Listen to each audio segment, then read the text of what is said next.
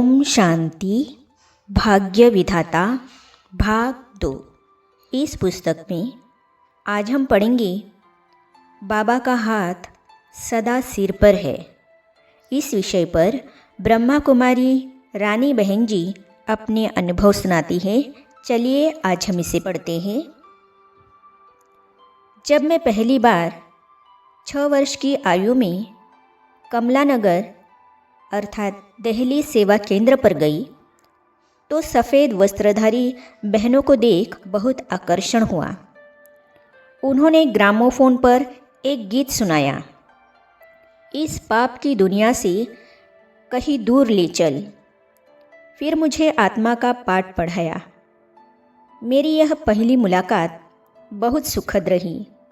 फिर हम एक खिंचाव से सुबह शाम 2 बार वह क्लास में जाने लगे, मुरली सुनने लगे।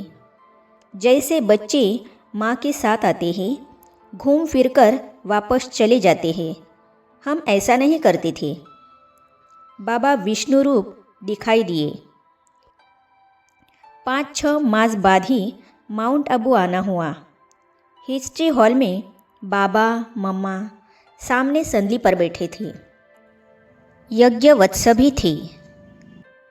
हम 2 बहनें एक भाई माता पिता के साथ बिल्कुल आगे बैठे थे। जब पहली बार बाबा की गोद में गए, बाबा ने बहुत प्यार किया। बाबा विष्णु रूप दिखाई दिए। बाबा बहुत बड़ी हस्ती दिखाई दिए। मन में भाव जगा, इस बाबा की बनकर रहूं। बाबा प्रति इतना आकर्षण हुआ कि हम सारा दिन बाबा के साथ साथ रहे।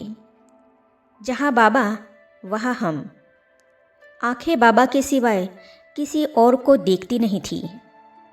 बाबा ने कहा, बच्ची, किसी समय भी बाबा के कमरे में आना, कोई रोकेगा नहीं। दमा ठीक हो गया। उन दिनों मुझे छोटी सी उम्र में दमा हो गया था। बाबा ने अपने कमरे में मुझे गद्दी पर सुलाया।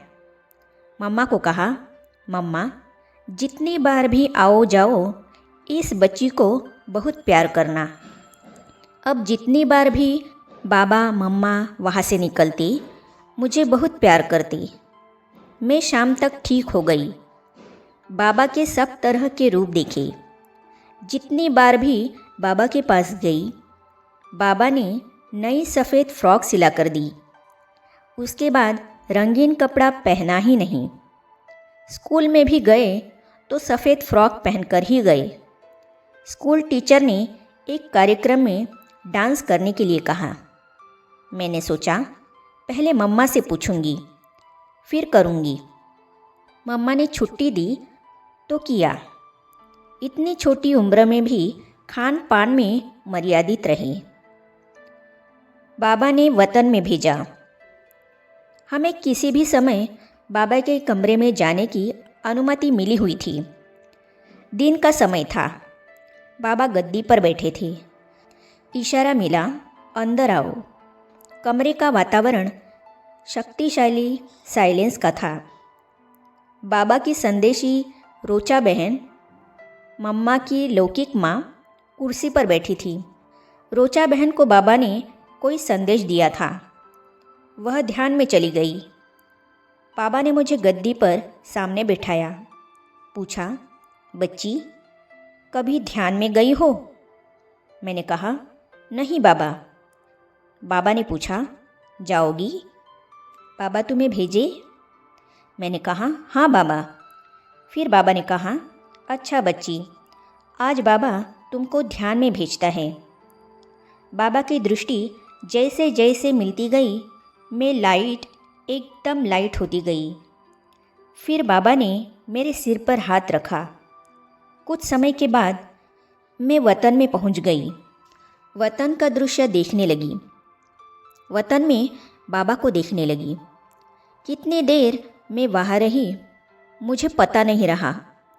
फिर बाबा ने मुझे नीचे उतारा। नीचे आई तो मेरी आंखें लाल लाल थी। मुझे ऊपर बहुत आनंद अनुभव हुआ। बाबा ने कहा, बच्ची, इसी नशे में चलती रहो। मुझे आज भी महसूस होता है कि बाबा का हाथ सिर पर है। कोई बात आती है तो महसूस होता है कि मैं बाबा के सामने बैठी हूँ। बाबा जिम्मेवार है, इसीलिए कभी माथा भारी होता नहीं। यह वरदान है। भाषण लिखना और करना सिखाया। एक बार मधुबन में बाबा मुरली चला रहे थे।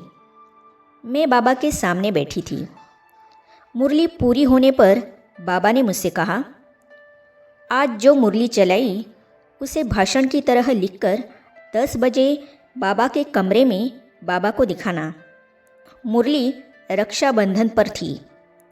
मैंने मुरली के पॉइंट्स लिखे।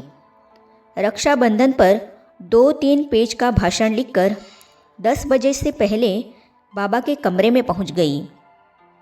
बाबा ने कहा, पढ़कर सुनाओ। मैं सुना रही थी तो बाबा सब नोट कर रहे थे। बीच में पूछा, बच्ची किसी से पूछकर लिखा? मैंने कहा, अपने आप लिखा। बाबा ने कहा, अच्छा लिखा है, बोलने का तरीका भी अच्छा है। फिर ब्रिजशांता दादी को कहा, यह भाषण सिंधी में लिख कर दो। बाबा सुबह अमृत वेले पढ़ेगा। अगले दिन फिर रक्षाबंधन पर मुरली चली। मुरली पूरी होने पर बाबा ने कहा, बच्ची इस मुरली के पॉइंट्स लिखकर 10 बजे बाबा के कमरे में आना। फिर कहा, पढ़कर सुनाओ। मैंने सुनाया तो कहा, दोनों दिनों का इकट्ठा करके सुनाओ। फिर मैंने दोनों दिनों का इकट्ठा करके सुनाया। फिर बाबा ने कहा, आज रात्रि क्लास में भाषण करना, बाबा सुनेगा। मैंने हिस्ट्री हॉल में रात्रि क्लास में भाषण किया।